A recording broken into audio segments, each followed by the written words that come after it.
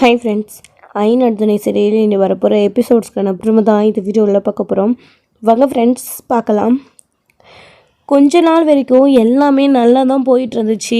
என்ன தான் டார்ச்சர் அப்படின்னு பாண்டி வானதியை சொன்னாலையும் அது எல்லாத்தையும் புரிஞ்சுக்கிட்டு ரொம்ப ஓவராக அக்கறை எடுத்து எப்படியாச்சும் பாண்டி மனசை நம்ம மாற்றிடலாம், நம்மளை அவன் டார்ச்சர்னு சொல்கிறான், அது எல்லாத்தையும் தாண்டி நம்ம அவன் மேலே எவ்வளோ அன்பு வச்சுருக்கோம் அப்படின்றத அவனுக்கு புரிய வச்சிடலாம் அப்படின்னு வானதி ரொம்ப ரொம்ப முயற்சி பண்ணி பாண்டி கூட சேர்ந்து எல்லா விஷயங்களும் செஞ்சுட்டு இருந்தாங்க. ஆனால் இப்போது சாப்பாடு சரின்ற ஒரு பிரச்சனையினால அவங்க ரெண்டு பேருக்கும் கொஞ்சம் பயங்கரமான சண்டை அடித்து இந்த விஷயத்தை பற்றி வீட்லேயும் நம்ம பாண்டி சொல்லி ரொம்ப ஃபீல் பண்ணுறாரு. அங்கே வானதி உண்மையிலே ஃபோன் எடுக்காமல் நைட்டு அவங்க சாப்பிடும்போது அவங்களுடைய அப்பா அம்மா கிட்ட எனக்கு வேறு மாப்பிள்ளை பார்க்க சொல்லிடுறாங்க. இதை கேட்டு அவங்க ரொம்ப முதல்ல ஆச்சரியமானாலையும் நீங்கள் எனக்கு வேறு மாப்பிள்ளை பாருங்கள் அப்படின்னு சொன்ன உடனே அவங்க வீட்டில் எல்லாருமே ரொம்ப ரொம்ப சந்தோஷப்படுறாங்க. நைட்டு சாப்பிட்டு முடிச்சுட்டு தூங்கிடுறாங்க. நைட்டு ஃபுல்லாக பாண்டி ஃபோன் பண்ணி பார்க்குறாங்க. வானதி எடுக்கிறதே கிடையாது. நிலா இது எல்லாத்தையும் நோட் பண்ணிக்கிட்டே தான் இருக்கா, இங்கே எடுக்கிறதே கிடையாது. ஆக்சுவலி இது எல்லாத்துக்கும் காரணம் நம்ம பல்லவன் தான். அவர் சொன்ன ஒரு சின்ன விஷயத்தினால இப்படி ஒரு ஆயிடுச்சு. இன்னொரு சைடு வீட்டில் நடக்கிற பிரச்சனைக்கு சோழன் காரணம். வாயை வச்சுட்டு அமைதியாக இல்லாமல் சோழன் வேறு ஏதாச்சும் பேசிகிட்டே இருக்கார். அவர் எப்படி வேணாலும் பேசிட்டு போட்டுன்னு விட்டு கொடுத்து சோழன் போகாமல் எதுக்கு எடுத்தாலும் சிடுன்னு பேசுகிறது பத்தாததுக்கு நம்ம சந்தாவுடைய வீட்டில் நகை பணம் கொடுக்குறோன்னு சொல்லிட்டு அதுக்கு வாயை விட்டுட்டு வந்திருக்காரு. இதனால் வீட்டில் எல்லாருமே சோழன் மேலே கோவத்தில் இருக்காங்க. அப்படி சொல்லி காட்டி சோழனுக்கு எந்த ஒரு கில்ட்டியுமே இல்லாமல் ஃபீலிங்கே இல்லாமல் அவர் பாட்டுக்கு கொஞ்சம் கூட ரோஷமே இல்லாமல் இருந்துகிட்ருக்காரு. இப்போது மறுநாள் காலையில் வழக்கம் போல் பாண்டி காலையில் எழுந்திரிச்சு ஃபோன் பண்ணி பார்க்குறாங்க, எடுக்கிறது கிடையாது. அப்போ சேரன் எல்லோரும் சைட்டுக்கு கிளம்புறதுக்காக ரெடி ஆகிட்டு இருக்காங்க. நிலா, நீ எப்போ ஆஃபீஸ் ஜாயின் பண்ண போகிறா அப்படின்னு, இன்னும் 2-3 நாள் இருக்குன்னு, அதுக்கப்புறம் தான் ஆஃபீஸ் ஜாயின் பண்ணணும். இன்னும் நேற்று கூட திவ்யா கிட்டே பேசினேன், இன்னும் ஏதோ ஒர்க் முடியலன்னு தானே சொன்னான் அப்படின்றாங்க. அப்படியா அப்படின்னு சொல்லிட்டு இவங்க எல்லாரும் பேசிகிட்ருக்காங்க. அப்போ தான் நடேசன் வராரு. அப்பா, நேற்று உங்களுக்கு பாண்டி உடம்பு சரியில்லைன்னு சொன்னால் எப்படிப்பா இருக்குது அப்படின்றாங்க. சொல்லிட்டானா, எனக்கு ஒன்றும் இல்லைடா, நான் நல்லா தான் இருக்குது அப்படின்னு சொல்கிறாரு. பா, சும்மா சொல்லாதீங்கப்பா, நீங்கள் பிபி அதிகமாக இருக்குது நல்லா இருக்குன்னு சொல்லி எங்களை சமாளிக்கிறீங்க அப்படின்னு. ஆமாண்ணே, இவ்வளோ சுகர் பிபியை வச்சுட்டு நேற்று போயிட்டு குடிச்சிட்டு போதையில் ஏதோ பேசிகிட்டு இருக்காரு, வேண்டான்னு சொன்னாலும் கேட்க மாட்டேன்றாரு அப்படின்றாங்க. எல்லாருமே பிடிச்ச நடேசனை திட்டிகிட்டு இருக்காங்க. நடேசனுமே போதுடா சாமி, உங்களோட அட்வைஸ் நான் கேட்டுக்கிறேன்ற மாதிரி அதுக்கப்புறம் அமைதியாக கிளம்பி போயிடுறாரு. வழக்கம் போல் வானதி ஃபோன் பண்ணி எடுக்காததும் பாண்டி நான் கடைக்கு கிளம்புறேன்னு கிளம்பிடுறாரு. எல்லாருமே அவங்கவுங்க வேலையை பார்க்க போயிடுறாங்க.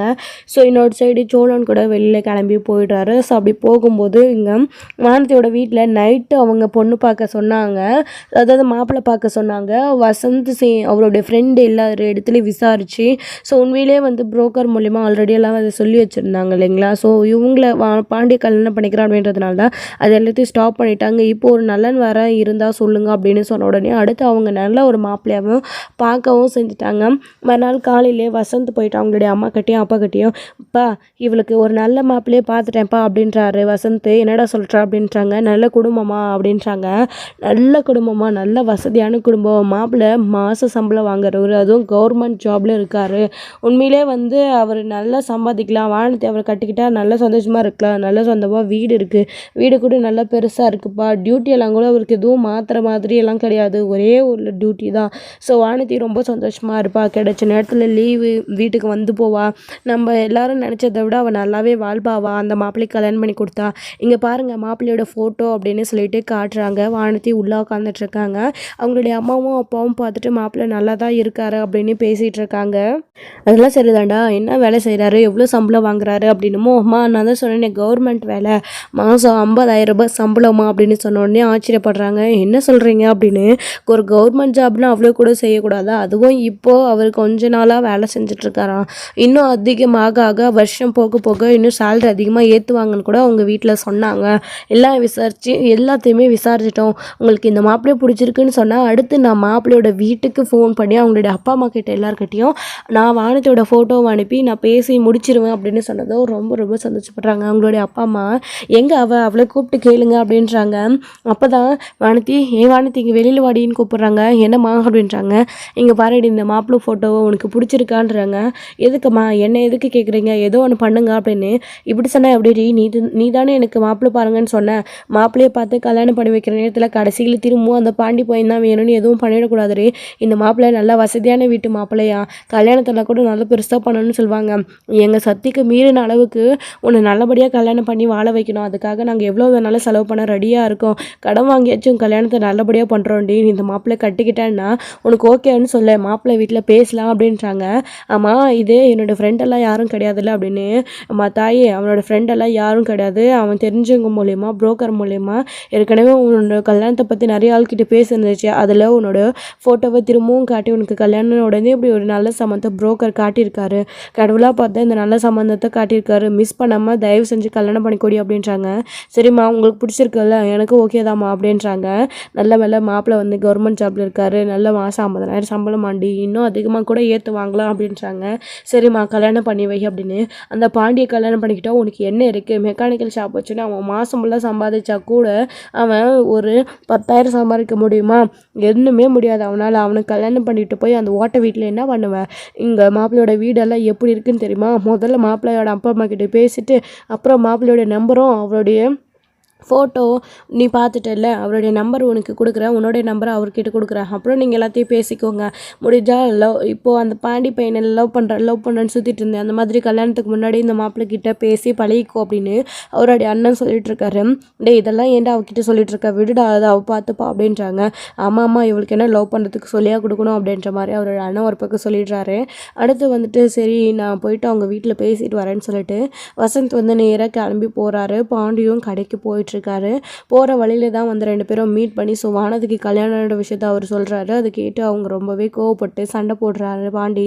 அடுத்து வந்து இது எதையும் பெருசாக எடுத்துக்காம வசந்த் வந்துட்டு நீ என்னதான் நான் பண்ணாலையும் என் தங்கச்சிக்கு கல்யாணம் பண்ணுறது தான், அவளுக்கு ஒரு நல்ல இடத்துல மாப்பிள்ளை பார்த்தாச்சு, இப்போ எங்கே போயிட்டுருக்கேன் தெரியுமா, மாப்பிள்ளை வீட்டில் போய் பார்த்து பேசிட்டு தான் வீட்டுக்கு போயிட்டுருக்கேன், இந்த விஷயத்தை பற்றி வீட்டில் இருக்கிறவங்களுக்கு சொல்கிறதுக்கு அப்படின்னு சொன்ன உடனே பாண்டி வந்து ரொம்ப கோவப்பட்டு 2 பேருக்கும் வாக்குவாதம் ஆகிடுது. ஸோ ஆல்ரெடி வந்து வசந்த் வந்துட்டு மாப்பிள்ளையோட வீட்டில் பேசிட்டாங்க. மாப்பிள்ளைக்கும் வந்து பொண்ணை பிடிச்சிருக்கு, அவங்க வீட்டில் அப்பா அம்மாவுக்கும் பிடிச்சிருக்கு, அவங்களும் ஓகேன்னு சொல்லிட்டாங்க. ஒரு நல்ல நாள் பார்த்துட்டு வீட்டுக்கு நிச்சயம் பண்ணவும், அது மட்டும் இல்லாமல் கல்யாணத்துக்கான தேதியை குறிக்கவும் வீட்டுக்கு வரேன்னு அவங்க சொல்லியிருக்காங்க. இதை கேட்ட உடனே ரொம்ப ரொம்ப சந்தோஷம் வசந்துக்கு. வானதிக்கு வந்து ஒரு நல்ல இடத்துல கல்யாணம் நடக்க போகுது அப்படின்னு, அந்த பாண்டி பையனை விட்டுட்டு தொலைஞ்சா இவ போதும் அப்படின்னு அவர் நிறைய விஷயங்களை செய்கிறாரு. அதுக்கப்புறம் இங்கே வந்து பாண்டிக்கிட்ட சண்டை போட்டதுக்கப்புறமா நேராக வீட்டுக்கு போகவும், என்னடா மாப்பிள்ளை வீட்டில் போய் பேசிட்டு வரேன்னு போனேன், இப்படி சட்டையெல்லாம் கிழிஞ்சிருக்கு, இப்படி பண்ணிகிட்டு இருக்க, என்னடா உனக்கு ஆச்சு அப்படின்னு கேட்குறாங்க. வர வழியில் எங்கேயாச்சும் கீழே விழுந்துட்டியா, இதுவே அபசாகன மாதிரி தெரியுதேடா அப்படின்றாங்க. நான் கீழெல்லாம் ஒன்றும் வில்லனம்மா, அந்த பாண்டி பையன் இருக்கலாம் என்னை அடிச்சிட்டான் அப்படின்னவும் வானதி கரெக்டாக வெளியில் வராங்க. இதெல்லாம் கேட்டுட்டு ரொம்பவே கோவப்படுறாங்க. ஆமாம், வர வழியில் வந்தான். ஸோ வானதிக்கு இது மாதிரி தான் மாப்பிள்ளை பார்த்துருக்குன்ற விஷயத்த சொன்னதும் அடிக்கிறாமா. என்னடி உனக்கு அவனுக்கு என்ன சண்டையா, நீ அவங்ககிட்ட உண்மையை சொல்லலையா, உனக்கு இங்கே நிச்சயத்துக்கு கல்யாணத்துக்கு நாளே பார்க்க ஆரம்பிச்சுட்டு அவன் இன்னமும் நீ தான் உலகன்ற மாதிரி சண்டை போட்டுட்ருக்கான் அப்படின்னும் அந்த அளவுக்கு ஆகிடுச்சு அவனுக்கு. இப்போவே போய் முகத்துக்கு நேராக நான் அவங்ககிட்ட சொல்லிட்டு வந்துடுறேன் அப்படின்றாங்க. இதாடி மாப்பிள்ளையோட ஃபோன் நம்பரு, மாப்பிள்ளை உங்ககிட்ட பேசணும்னு சொல்கிறாரு, நல்ல நாள் பார்த்து நிச்சயம் பண்ண வரேன்னு சொல்லியிருக்காங்க, நீ நாள் நல்லா இருந்தால் பார்த்து சொல்லுமா, அவங்க நாளைக்கு கூட வர ரெடியாக இருக்காங்க அப்படின்னு சொல்கிறாங்க. அப்படியாடா அப்படின்னு சொல்லிட்டு பேசிகிட்டு இருக்காங்க. வசந்த் வந்து வானதியோட ஃபோனை வாங்கி அதில் அவருடைய நம்பரையும் சேவ் பண்ணிடுறாங்க. அதுக்கடுத்து வந்துட்டு மாப்பிள்ளையோட ஃபோட்டோவையும் உனக்கு சென்ட் பண்ணியிருக்கேன் பாரடி அப்படின்னு சொல்லிட்டுறாங்க. வானதியுமே இதெல்லாத்தையும் எடுத்துக்கிட்டு நேராக பாண்டிக்கிட்ட போய் சண்டைக்கு போகிறாங்க. எவ்வளோ தைரியம் தான் ஏன்னா நான் அடிச்சிருப்பேன் அப்படின்னு. ஏன்டி அவங்க அண்ணன் இல்லாததெல்லாம் சொல்லுவான், அதை கேட்டுட்டு என்னை அமைதியாக இருக்க சொல்கிறியா அப்படின்றாரு. நம்ம பாண்டி வந்துட்டு அவன் ஒன்றும் இல்லாததை போல் அதை சொல்லலை, உண்மையை தான் சொல்லியிருக்கான். ஸோ எனக்கு உண்மையிலே வேறு மாப்பிள்ளை பார்க்க எங்கள் வீட்டில் ரெடி பண்ணிட்டாங்க, நீ டார்ச்சர்னு சொன்னதுக்கப்புறமும் நான் உன் பின்னாடியே மன சுடு சொன்ன எல்லாத்தையும் விட்டுட்டு திரும்ப வந்துட்டே இருப்பேன்னு நினச்சா, ஒரு தடவை 2 தடவை இல்லை பாண்டி, நான் நிறைய தடவை அசிங்கப்படுத்துகிறேன், அவங்க எல்லாருக்குமே நான் முக்கியம் கிடையாது, உங்கள் வீட்டில் உங்கள் நிலாடை தான் அவங்க எல்லாருக்குமே முக்கியம், அதுவும் உனக்கு சுத்தமாக நான் முக்கியமே கிடையாது, என்னை விட உங்கள் அண்ணி தான் முக்கியன்ற அளவுக்கு நீ கூட பேசுகிற, இதுக்கப்புறம் நான் வந்துட்டு உன்னை கல்யாணம் பண்ணிக்கிட்டால் அது சரிப்பட்டு வரும்னு எனக்கு தெரியல, அதான் ஒரு நாள் ஆச்சு மனசை கல்லாக்கிக்கிட்டு வேறு ஒரு மாப்பிள்ளை கழுத்தில் தாலி கட்டிக்கணும் அப்படின்னா அடுத்து நிம்மதியாக போய் இருக்கலாம்ல அப்படின்ற மாதிரிலாம் இவங்க பேசவும் ரொம்பவே பாண்டிக்கும் கோவம் வந்துடுது. அந்த அளவுக்கு ஆயிடுச்சு நீ இந்த சின்ன விஷயத்துக்கு போய் கல்யாணம் அது இதுன்னு பேசுறீ அப்படின்னும் அது கல்யாணம் அது இதுன்னு பேசவெல்லாம் இல்லை பாண்டி, முடிவே பண்ணிட்டேன். மாப்பிள்ளை வீட்லேயும் பேசியாச்சு, இங்கே பார் மாப்பிள்ளையுடைய ஃபோட்டோ அப்படின்னு சொல்லிட்டு காட்டுறாங்க. இப்போவே நான் வேணா உன் கண் முன்னாடியே பேசி காட்டுறேன் அப்படின்னு வானத்தையும் வேணுடைய வீம்புக்கு பாண்டிக்கிட்ட ஸோ அவங்க முன்னாடி வந்து அந்த மாப்பிள்ளைக்கு கால் பண்ணுறாங்க. கால் அட்டன் பண்ண உடனே மாப்பிள்ளை வந்து யாருன்னு கேட்குறாங்க. ஸ்பீக்கரில் போட்டுட்டு நான் தான் வானதி அப்படின்னு சொல்கிறாங்க. ஓ நீங்களா அப்படின்னு. ஆமாம், என் அண்ணன் இப்போ தான் என்கிட்ட ஃபோன் நம்பர் கொடுத்தான், உங்களை எனக்கு பிடிச்சிருக்கு, என்ன உங்களுக்கு பிடிச்சிருக்கு அப்படின்னு கேட்குறாங்க. பிடிச்சதுனால தானே ஓகே சொல்லியிருக்கோம் அப்படின்னு. நீங்கள் நல்ல நாள் பார்த்து சொன்னீங்க அப்படின்னா சீக்கிரமாகவே கல்யாணத்தை முடிச்சிடலாம், எனக்கு அதிகமாக லீவும் கிடைக்காது அப்படின்றாங்க.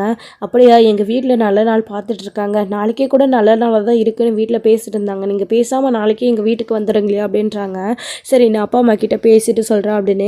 நான் சொன்னது மட்டும் இல்லாமல் வீட்லேயும் அப்பா அம்மாவும் கால் பண்ணி உங்களுக்கு விஷயத்த சொல்லுவாங்க, நான் சொல்கிறேன்னு தப்பாக நினச்சிக்காதீங்க, நாளைக்கு எங்கள் வீட்டுக்கு பொண்ணு பார்க்க வந்துடுங்க, அடுத்து எவ்வளோ சீக்கிரம் முடியுமோ அவ்வளோ சீக்கிரம் கல்யாணத்தை வச்சுக்கலான்னு வானதி சொல்கிறாங்க. சரிங்க ஓகே அப்படின்றாங்க. சரிங்களா வைக்கிட்டுங்களா அப்படின்னு சொல்லிட்டு அவங்க முன்னாடியே பேசிட்டு உங்களை எனக்கு பிடிச்சிருக்கானல்ல வானதி கேட்டதும் வாண்டிக்கு ரொம்ப ரொம்ப கோவம் வந்துச்சு. லூஸ் மாதிரி பண்ணாதடி, ஏதோ கோவத்தில் இப்படி ஒரு விஷயத்த சொல்கிறேன்னு பார்த்தா உண்மையிலேயே இப்படி ஃபோன் பண்ணிலாம் கேட்டுட்ருக்கேன், எனக்கு ரொம்ப கஷ்டமாக இருக்குடி அப்படின்றாங்க.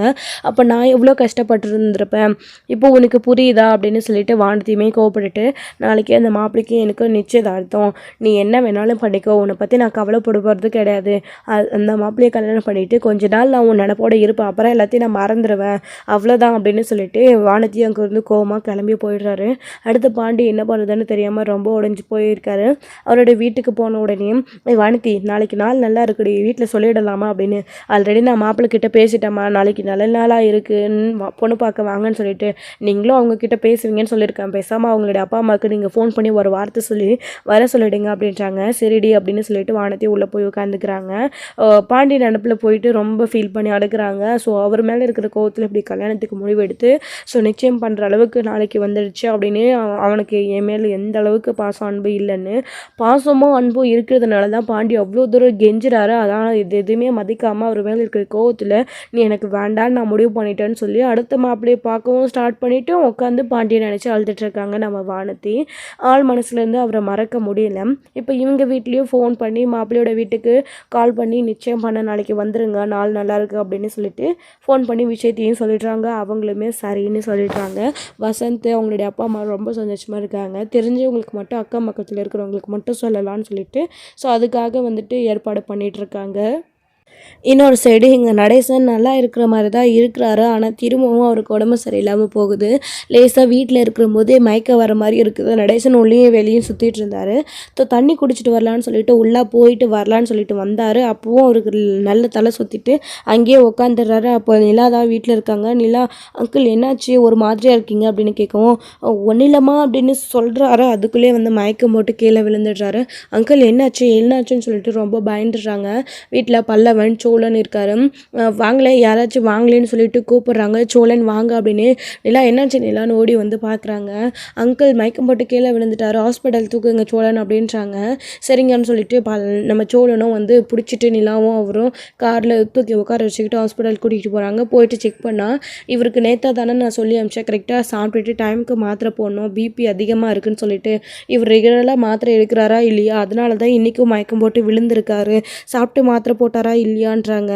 அங்கிள் சாரி டாக்டர், நேற்று தான் எங்களுக்கு இந்த விஷயம் தெரிய வந்துச்சு, காலையில் அங்கிள் சாப்பிட்டாரு ஆனால் மாத்திரை அப்படின்றாங்க. அங்கிள் மாத்திரை போட்டிங்களா இல்லையா அப்படின்னும், இல்லைம்மா வழக்கமாக அந்த பாண்டி பையன் தான் கொடுப்பான், எந்த மாத்திரை எதுன்னு எனக்கு தெரியல, நான் மாத்திரை போடலைன்றாங்க. ஏன்னா அங்கிள் உங்களுக்கு தெரியலன்னா இந்த மாதிரி மாத்திரை சாப்பிடணும்னு என்கிட்ட சொல்லியிருந்தாலாச்சும் நான் பாண்டிக்கிட்ட கேட்டாச்சும் சொல்லியிருப்பான்ல, மாத்திரை உங்களுக்கு எடுத்து கொடுத்துருப்பல, இப்படி பண்ணிட்டீங்களே அப்படின்றாங்க. டாக்டர் இவருக்கு பயப்படுற மாதிரி வேறு எதுவும் பிரச்சனை இல்லையே அப்படின்றாங்க. வேறு எதுவும் பிரச்சனை இல்லைம்மா, இவர் ரெகுலராக வந்து மாத்திரை எடுத்துக்கணும், அப்புறம் கொஞ்ச நாள் கழித்து இவருக்கு சில டெஸ்ட் எல்லாம் எடுக்கணும், அடிக்கடிக்க மயக்கமாயிட்டே இருக்குது அப்படின்றதுனால இன்னும் 2-3 நாள் மாத்திரை போடுங்க, பிபி கம்மியாகுதான்னு பார்க்கலாம், அப்படி இல்லைன்னா கண்டிப்பாக இவருக்கு நிறைய டெஸ்ட் எல்லாம் எடுக்கணும் அப்படின்றாங்க. டாக்டர் இப்போவே கூட டெஸ்ட் எடுத்துடலாமே அப்படின்றாங்க நிலா இருந்துக்கிட்டு.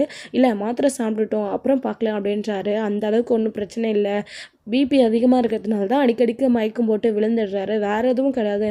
தனியாக எங்கேயும் அவரை வெளியில் அனுப்பாமல் வீட்டிலே பார்த்துக்கோங்க, வேறு எதுவும் கிடையாது அப்படின்றாங்க. சரிங்க டாக்டர், ஓகே அப்படின்னு நிலா சோழன் 2 பேரும் திரும்பவும் நடேசனை கூட்டிகிட்டு வீட்டுக்கு வந்துட்டுருக்காங்க. என்னமோ எனக்கு இன்னும் இல்லை, நான் ஸ்டீல் பாடி அப்படி இருப்பேன் இப்படி இருப்பேன்னு நிறைய பேசுனீங்க, ஆனால் இப்போ பார்த்தீங்களா திரும்பவும் மயக்கம் போட்டு விழுந்துட்டீங்க, கொஞ்சம் உஷாராக இருக்கணும்ல அங்கிள் அப்படின்றாங்க. எனக்கு எந்த பிரச்சனையும் இல்லைம்மா அப்படின்னு, பேசாமல் வாங்க அங்கிள். ஆனால் இதை ஒன்று சொல்லிடுறது, நீங்கள் எங்கேயும் இனி வெளியில் போகக்கூடாது, வீட்டில் தான் இருக்கணும். நான் ஆஃபீஸ் போகிற வரைக்கும் உங்களை நான் தான் பார்த்துப்பேன், செக்கப்லாம் முடிச்சு உங்களுக்கு எப்படி ட்ரீட்மெண்ட் இருக்கோ அதுக்கு தகுந்த மாதிரி நானே பார்த்துக்கிறேன் அப்படின்னு எல்லாம் சொல்லிட்டு இருக்காங்க. சரிம்மா அப்படின்னு நடேசனுமே சொல்லிட்டு இருக்காங்க. அப்போது நடேசன் வந்துக்கிட்டு சோழன் விட்டுட்டு போயிட்டதுக்கப்புறமா அங்கே வெளியில் உட்காராரு. நிலா வெயிலாக இருக்க உள்ளே உட்காருங்கன்னு உள்ள கட்டில் தூக்கி போட்டு உள்ளே உட்கார சொல்கிறாங்க. அப்போ தான் இங்கே நிலாவை பார்த்து நடேசனுக்கிட்டு, என் மேலே யாருக்குமே இந்த அளவுக்கு அன்பு இல்லை, நான் பெற்ற பிள்ளைங்களுக்கு கூட சேரனுக்கு அடுத்து நீதாம்மா என்னை நல்லா பார்த்துக்கிற அப்படின்றாங்க.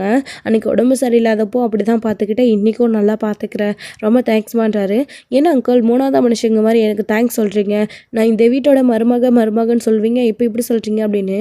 ஆமாம்மா, நீ என்றைக்குமே இந்த வீட்டோட மருமக, அந்த சோழ பையன் என்ன பண்ணாலையும் அது பெருசாக நீ கண்டுக்காதம்மா, அவன் அப்படி தான் ஏதாச்சும் உளறிட்டே இருப்பான், அவனை தூக்கி எறிஞ்சிட்டு இந்த அங்கிள்காகவும் பல்லவனுக்காக வீட்டில் இருக்கிற சேரனுக்காக நீ இந்த வீட்டில் இருக்கணும்மா, நீ எங்கேயும் போயிடக்கூடாது அப்படின்னு நடேசன் சொல்கிறாரு.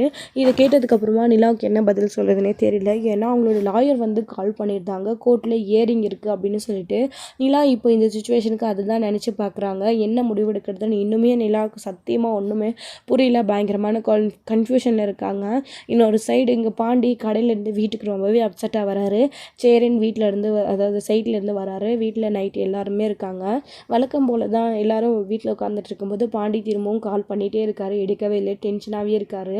அப்போ தான் திரும்பவும் நிலா சோழன் இருந்துக்கிட்டு, என்னென்ன பாண்டி இன்னுமே நிலா வானதி ஃபோன் எடுக்கலையான்னு கேட்குறாங்க. நிலா இருந்துக்கிட்டு, இல்லைங்க அவன் நேற்றுலேருந்தே ஃபோன் எடுக்கல, காலையில் கடைக்கு வந்துருந்தா, அதுக்கு முன்னாடியே அவன் அண்ணனை பார்த்தேன், அவன் என்ன எதோ சொல்கிறான், வானத்துக்கு வேறு மாப்பிள்ளை பார்த்தாச்சு, அவளுக்கு நிச்சயம் நடக்க போகுது அப்படி இப்படின்னு. அவளும் கடைக்கு ஆமாம் என் அண்ணன் சொன்னதெல்லாம் உண்மை தான், போய் கிடையாதுன்னு என்கிட்ட கோபமாக பேசிட்டு போகிறா. எவ்வளவோ எடுத்து சொல்லி புரிய வைக்கலான்னு பார்த்தாலும் கொஞ்சம் கூட புரிஞ்சிக்காம, நாளைக்கு அந்த மாப்பிள்ளையோட எனக்கு நிச்சயம்னு சொல்லிட்டு அந்த மாப்பிள்ளைக்கிட்டே ஃபோன் பண்ணி ஏன் முன்னாடியே தைரியமாக பேசிட்டு அவள் கிளம்பி கோபமாக போயிட்டா. எனக்கு என்ன பண்ணுறதுனே தெரியல, திரும்பவும் ஃபோன் பண்ணிக்கிட்டே இருக்கேன், எடுக்கவே இல்லை அப்படின்னு. டே பாண்டி, என்னடா இவ்வளோ சீரியஸ் ஆகிடுச்சா? வானதி எப்படிலாம் போக மாட்டாளே, எப்படா உன்னை விட்டு போயிட்டா அவன்? கண்டிப்பாக அவளுக்கு ஏற்ற மாதிரி மாப்பிள்ளை எங்கேயுமே செட் ஆக மாட்டேனாடா உன்னை தவிர அப்படின்றாரு. ப்ளீஸ் கொஞ்சம் புரிஞ்சுக்கோங்களே சோழன், அமைதியாக இருக்கிறீங்களா? அவங்களே ரொம்ப கஷ்டத்தில் ஃபீல் பண்ணிகிட்ருக்காங்க, நீங்கள் தேவையில்லாமல் பாண்டிக்கிட்ட பேசாதீங்க எதுவும் அப்படின்னு எல்லாம் சொல்லிட்டு, என்ன சொல்கிறீங்க பாண்டி, நீங்கள் வானத்திக்கிட்ட எடுத்து சொல்லி புரிய வைக்கலாம்ல அப்படின்னு. என்ன சொன்னாலும் புரிஞ்சிக்க மாட்டேன்றா, இப்போ ஃபோன் பண்ணாலும் எடுக்க மாட்டேன்றா, நாளைக்கு நிச்சயம்னு வேறு சொல்லிட்டு போயிருக்கா, எனக்கு ரொம்ப பயமாக இருக்குது அப்படின்றாரு. சேரன் இதெல்லாம் கேட்டுட்டு, என்னப்பா நிலா இப்படி சொல்கிறீங்க 2 பேரும், இதுக்கு தான் அமைதியாக இருக்குடான்னா யாராச்சும் கேட்குறீங்களா? தேவையில்லாமல் அந்த பொண்ணு பண்ண நல்ல விஷயத்த கொஞ்சம் கூட பாராட்டாமல் நக்கல் பண்ணி பேசி இந்த லெவலுக்கு ஆகிடுச்சு பாண்டியோட வாழ்க்கை. அவனை பற்றி யாராச்சும் கொஞ்சமாச்சும் யோசிச்சு பார்க்குறீங்களா? சீரியஸ்னஸ் என்னன்னு சொல்லிட்டு. பொண்ணுன்னா அப்படி தானே நடந்துப்பாங்க, அதுக்காக நல்லா இல்லைன்னா கூட நல்லா இருக்குன்னு சொல்லி பழகணும்டா. ஏன் சொல்லலாம், இதுவே நிலா இப்படி பண்ணியிருந்தா, நிலா பண்ணது சரியில்லைன்னு சொன்னால் நீ எப்படி தான் சொல்லியிருப்பியா அப்படின்றாங்க. ஓ கண்டிப்பாக அப்படின்றாரு. நிலாவுக்கே இது கோவம் வருது, நீங்கள் மட்டும் அப்படி சொல்லியிருந்தீங்களா எனக்கு எந்த அளவுக்கு கோவம் வந்திருக்கு தெரியுமா? அதே மாதிரி தான் ஒரு விஷயம் பண்ணி சரியில்லைன்னு சொன்னால் எல்லாருக்குமே கோவம் வரதான் செய்யும், நீங்கள் பண்ணது ரொம்ப தப்பு சோழன் அப்படின்னு. என்னங்க எல்லாம் ஏன் மேலே திருப்பி விடுறீங்க? இதோ நடந்ததெல்லாம் சொன்னவன் இவன் அமைதியாக நின்றுட்டு இருக்கான், அவனை விட்டுட்டு என்கிட்ட கோவப்படுறீங்க அப்படின்றாங்க. அவன் சின்ன பையன்ல, அவன்கிட்ட கோவப்பட முடியாதுல்ல அப்படின்னு சொல்லிட்டு நிலா சொல்லிட்டு இருக்காங்க. அப்போ நிலா சேரன் இவங்கெல்லாம் இருந்துக்கிட்டு, அவங்களெல்லாம் பெருசாக எடுத்துக்காதீங்க பாண்டி, வானதியோட வீட்டில் நாங்கள் போய் பேசுகிறோம், நீங்கள் வேணா பேசாமல் இப்போயே கூட்டிகிட்டு போகிறீங்களா, வானதிக்கிட்ட நான் பேசுகிறேன் அப்படின்றாங்க. நிலா, இல்லைங்க வேண்டாம் நான் பார்த்துக்கிறேன் அப்படின்னு. நீங்கள் தான் ஃபோன் பண்ணால் எடுக்க மாட்டேன்றாங்களே, எங்களை கூட்டிகிட்டு போங்க அப்படின்னு சொல்லிட்டு நிலா சொல்லிட்டு இருக்காங்க. இதோட இந்த எபிசோட் முடிச்சிருக்காங்க. அடுத்தடுத்த எபிசோடில் என்ன நடக்க போகுது? நிலா சொன்ன மாதிரி அடுத்து நிலா போயிட்டு வானத்தையே சமாதானப்படுத்துவாங்களா, வானத்தை சமாதானம் ஆகுவாங்களா இல்லைன்னு சொல்லிட்டு இந்த தடவையும் பாண்டி மேலே ரொம்ப கோவத்தோட முடியவே முடியாதுன்னு சொல்லிட்டு வானதி சொன்ன மாதிரி வேற ஒருத்தரை கல்யாணம் பண்ணிக்க போகிறாங்களா, என்ன நடக்க போகுது, பாண்டி என்ன பண்ண போகிறாரு அப்படின்றதெல்லாம் வெயிட் பண்ண நெக்ஸ்ட் வீடியோவில் பார்க்கலாம். தேங்க்யூ. இந்த வீடியோ உங்களுக்கு பிடிச்சிருந்தா லைக் பண்ணுங்கள், ஷேர் பண்ணுங்கள், கமெண்ட் பண்ணுங்கள், மறக்காமல் பெல் ஐக்கானை கிளிக் பண்ணி வச்சுக்கோங்க.